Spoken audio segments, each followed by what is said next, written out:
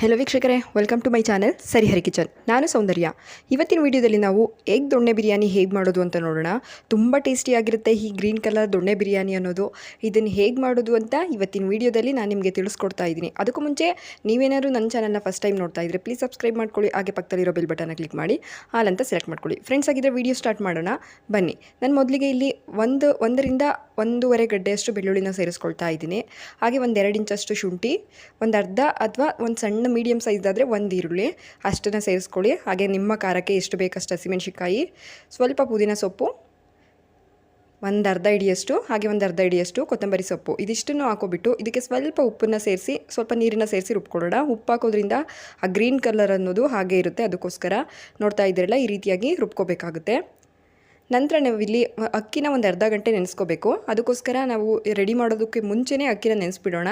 ನಾನಿಲ್ಲಿ ಈ ಗ್ಲಾಸಲ್ಲಿ 1 ಗ್ಲಾಸಷ್ಟು ಅಕ್ಕಿಗೆ ಇದು ಮುಳುಗುವಷ್ಟು ನೀರನ್ನು ಹಾಕಿಬಿಟ್ಟು ನೀರನ್ನು ಹಾಕಿ ನೆನೆಯೋಕ್ಕೆ ಬಿಡ್ತಾ ಇದ್ದೀನಿ. ನಾನಿಲ್ಲಿ ನಾರ್ಮಲ್ ಸೋನಾ ಮಸೂರಿ ರೈಸ್ನ ತೊಗೊಂಡಿದ್ದೀನಿ. ನೀವು ಬೇಕಾದರೆ ಜೀರಾ ಸಾಂಬಾರ್ ರೈಸ್ ತೊಗೊಳ್ಳಿ, ಅದು ತುಂಬಾ ಚೆನ್ನಾಗಿರುತ್ತೆ ಬಿರಿಯಾನಿಗೆ, ದೊಣ್ಣೆ ಬಿರಿಯಾನಿಗಂತೂ.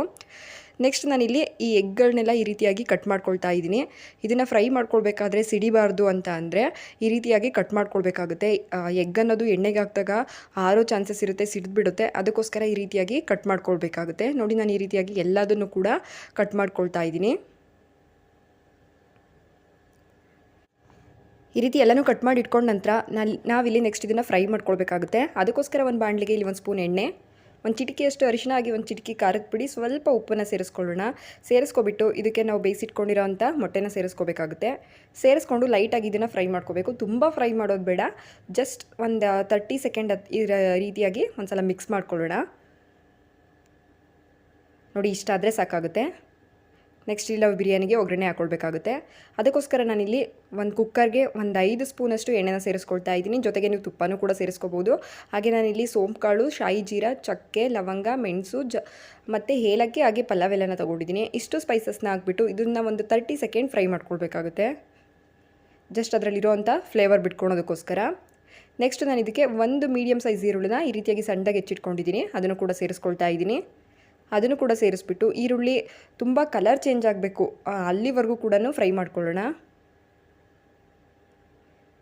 ಈರುಳ್ಳಿ ಕಲರ್ ಚೇಂಜ್ ಆದಷ್ಟು ಬಿರಿಯಾನಿಗೆ ಟೇಸ್ಟ್ ಇರುತ್ತೆ. ಅದಕ್ಕೋಸ್ಕರ ಎಷ್ಟಾಗುತ್ತೆ ಅಷ್ಟು ಕಲರ್ ಚೇಂಜ್ ಮಾಡ್ಕೊಳ್ಳಿ.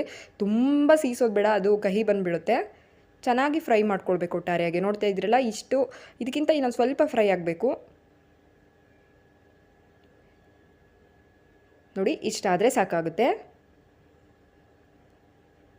ಇದೆಲ್ಲ ಈ ರೀತಿಯಾಗಿ ಫ್ರೈ ಆದ ನಂತರ ನಾವು ಇದಕ್ಕೆ ರುಬ್ಬಿಟ್ಕೊಂಡಿರ್ತೀವಲ್ಲ ಆ ಮಸಾಲೆನ ಸೇರಿಸ್ಕೊಳ್ಳೋಣ.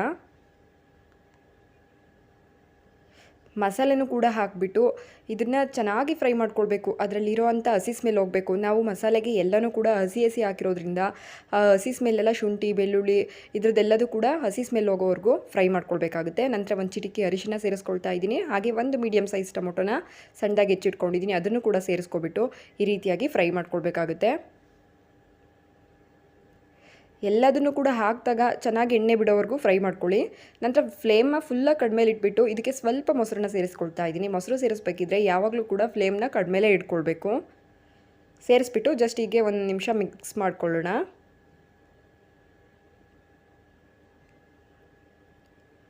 ಇದು ಮಿಕ್ಸ್ ಆದ ನಂತರ ನಾನಿಲ್ಲಿ 1/4 ಟೀ ಸ್ಪೂನಷ್ಟು ಧನಿಯಾ ಪುಡಿ, ಹಾಗೆ 1/4 ಟೀ ಸ್ಪೂನಷ್ಟು ಗರಂ ಮಸಾಲಾನ ಸೇರಿಸ್ಕೊಳ್ತಾ ಇದ್ದೀನಿ. ನಾನಿದಕ್ಕೆ ಖಾರದ ಪುಡಿ ಬಳಸೋದಿಲ್ಲ, ಗ್ರೀನ್ ಕಲರೇ ಇರಬೇಕಲ್ಲ, ಅದಕ್ಕೋಸ್ಕರ ಹಸಿಮೆಣ್ಸಿಕಾಯಿನ ನಿಮಗೆ ಖಾರಕ್ಕೆ ಎಷ್ಟು ಬೇಕೋ ಅಷ್ಟನ್ನು ಸೇರಿಸ್ಕೊಬಿಟ್ಟು ಮಸಾಲೆ ರುಬ್ಕೊಳ್ಳಿ. ನಂತರ ಇಲ್ಲಿ ಸ್ವಲ್ಪ ಪುದೀನ ಸೊಪ್ಪನ್ನು ಹಾಕ್ಕೊಂಡಿದ್ದೀನಿ. ಇದು ಫುಲ್ ಫ್ರೈ ಆದ ನಂತರ ನಾನು ಇದಕ್ಕೆ ನೀರು ಸೇರಿಸ್ಕೊಳ್ತಾ ಇದ್ದೀನಿ. ನಾನು ಬಿರಿಯಾನಿ ಒಗ್ಗರಣೆ ರೆಡಿ ಆಗೋದಕ್ಕೆ ಮುಂಚೆ ನೀರು ಕಾಯೋದಕ್ಕೆ ಇಟ್ಕೊಂಡಿದ್ದೆ. ಈ ರೀತಿ ಮಾಡೋದ್ರಿಂದ ಬಿರಿಯಾನಿ ಅನ್ನೋದು ನಮಗೆ ಬೇಗ ರೆಡಿ ಆಗಿಬಿಡುತ್ತೆ.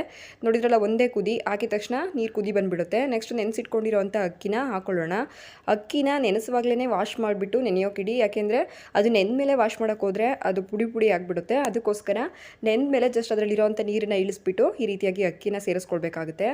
ಸೇರಿಸ್ಕೊಂಡು ಒಂದ್ಸಲ ಮಿಕ್ಸ್ ಮಾಡ್ಕೊಳ್ಳೋಣ. ಇದು ಒಂದು ಕುದಿ ಬರಬೇಕು, ತಕ್ಷಣ ಲೆಡ್ ಕ್ಲೋಸ್ ಮಾಡಬಾರ್ದು.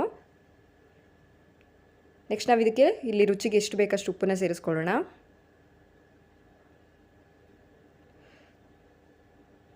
ನಂತರ ನಾವು ಫ್ರೈ ಮಾಡಿ ಇಟ್ಕೊಂಡಿರೋ ಅಂಥ ಎಗ್ಗನ್ನು ಸೇರಿಸ್ಕೊಳ್ತಾ ಇದ್ದೀನಿ. ಮಸಾಲೆನ ಫ್ರೈ ಮಾಡ್ಕೋಬೇಕಿದ್ರೂ ಕೂಡ ಎಗ್ಗನ್ನು ಸೇರಿಸ್ಕೊಳ್ಬೋದು, ಆದರೆ ನಾನು ಈ ರೀತಿಯಾಗಿ ಲಾಸ್ಟಲ್ಲಿ ಸೇರಿಸ್ಕೊಳ್ತಾ ಇದ್ದೀನಿ. ಯಾಕೆಂದರೆ ನಮಗೆ ಬಿರಿಯಾನಿ ಅನ್ನೋದು ರೆಡಿ ಆದಮೇಲೆ ಇದು ಮೇಲ್ಗಡೆನೇ ಸಿಕ್ಬಿಡುತ್ತೆ ಮೊಟ್ಟೆ ಎಲ್ಲ, ಅದಕ್ಕೋಸ್ಕರ ಈ ರೀತಿಯಾಗಿ ಮೇಲ್ಗಡೆ ಮೊಟ್ಟೆನ ಹಾಕ್ಕೊಳ್ತಾ ಇದ್ದೀನಿ. ಒಂದು ಅರ್ಧ ಹೋಳಷ್ಟು ನಿಂಬೆಹಣ್ಣ ಹಿಂಡ್ಕೊಳ್ತಾ ಇದ್ದೀನಿ. ಹಾಗೆ ಸ್ವಲ್ಪ ಕೊತ್ತಂಬರಿ ಸೊಪ್ಪನ್ನು ಲಾಸ್ಟಲ್ಲಿ ಅದ್ರ ಮೇಲ್ಗಡೆ ಸೇರಿಸ್ಕೊಳ್ತಾ ಇದ್ದೀನಿ. ನೆಕ್ಸ್ಟ್ ನಾನಿಲ್ಲಿ ಕಸೂರಿ ಮೇಥಿನ ಸೇರಿಸ್ಕೊಳ್ತಾ ಇದ್ದೀನಿ. ಈ ಕಸೂರಿ ಮೇಥಿನ ನಾನು ಮನೆಯಲ್ಲೇ ಮಾಡಿರೋದು. ಇದನ್ನು ಹೇಗೆ ಮಾಡ್ಕೊಳ್ಬೋದು ಅಂತ ನಾನೊಂದು ವಿಡಿಯೋ ಮಾಡಿದ್ದೀನಿ. ಅದ್ರದ್ದು ಲಿಂಕನ್ನು ನಾನು ಡಿಸ್ಕ್ರಿಪ್ಷನಲ್ಲಿ ಕೂಡ ಹಾಕಿರ್ತೀನಿ, ಹಾಗೆ ಅದನ್ನು ಎಂಡ್ ಸ್ಕ್ರೀನಲ್ಲಿ ಕೂಡ ಆ ವಿಡಿಯೋನ ಹಾಕಿರ್ತೀನಿ. ನೀವು ನೋಡಿಲ್ಲ ಅಂತಂದರೆ ಆ ವಿಡಿಯೋನ ಕೂಡ ನೋಡ್ಬೋದು. ಹಾಕ್ಬಿಟ್ಟು ನಾವು ಇದನ್ನು ಒಂದು ಲೈಟ್ ಕ್ಲೋಸ್ ಮಾಡಿಬಿಟ್ಟು 2 ವಿಷಲ್ ಹಾಕಿಸ್ಕೊಂಡ್ರೆ ಸಾಕಾಗುತ್ತೆ. ವಿಷಲ್ ಆದ ತಕ್ಷಣವೇ ಓಪನ್ ಮಾಡಬಾರ್ದು, ಅದು ಕಂಪ್ಲೀಟಾಗಿ ಕೂಲ್ ಆಗಬೇಕು. ನೋಡಿ ಈ ರೀತಿಯಾಗಿ ಕಂಪ್ಲೀಟಾಗಿ ಕೂಲ್ ಆಗಿದೆ. ಇವಾಗ ನಾನು ನಿಮಗೆ ಓಪನ್ ಮಾಡಿ ತೋರಿಸ್ತಾ ಇದ್ದೀನಿ. ನೋಡ್ತಾ ಇದ್ದೀರಲ್ಲ, ತುಂಬಾ ಚೆನ್ನಾಗಾಗಿದೆ, ಉದುದ್ರಾಗಿ ಕೂಡ ಆಗಿದೆ, ಸಾಫ್ಟಾಗಿ ಕೂಡ ಇರುತ್ತೆ. ಅರ್ಧ ಗಂಟೆ ಅಕ್ಕಿ ನೆನೆಸೋದ್ರಿಂದ ಅನ್ನ ತುಂಬ ಸಾಫ್ಟಾಗಿ ಬರುತ್ತೆ. ನೋಡಿ ಮೊಟ್ಟೆನ ಮೇಲೆ ಹಾಕೋದ್ರಿಂದ ಈ ರೀತಿಯಾಗಿ ಡೈರೆಕ್ಟ್ ಆರಾಮ್ಸೆ ಎತ್ಕೊಬಿಡ್ಬೋದು, ಅದು ಮೊಟ್ಟೆ ಎಲ್ಲೂ ಬ್ರೇಕ್ ಆಗೋದಿಲ್ಲ. ಅದಕ್ಕೋಸ್ಕರ ಮೊಟ್ಟೆನ ಈ ರೀತಿಯಾಗಿ ಮೇಲ್ಗಡೆ ಸೇರಿಸ್ಕೊಂಡ್ರೆ ಒಳ್ಳೆಯದು.